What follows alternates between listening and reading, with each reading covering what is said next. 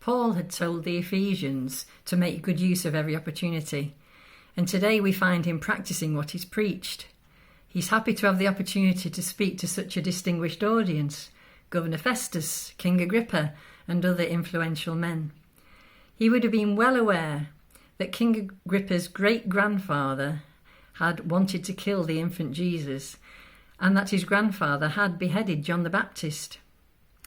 At Paul's conversion, Jesus had told him that he would bring the name of Jesus before kings, and this is part of that fulfillment. When Jesus ascended to heaven, he told the disciples, and therefore us, that we should be witnesses to the ends of the earth.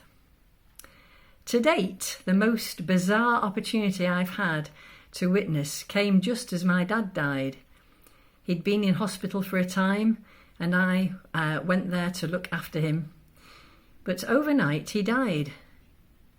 I found him in the morning and went to report his death, but no one would sign the death certificate because he'd left hospital okay. So I was under suspicion of murder, and 2 police officers came to the house. One sat with me and the other sat with my dad's body, waiting for it to go to post-mortem. Well, I had a captive audience. This guy couldn't move.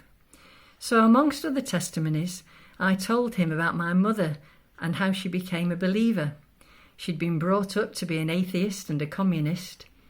But in her 30s, she'd got into difficulties and she'd cried out, "If there is a God," and that cry had been spectacularly answered.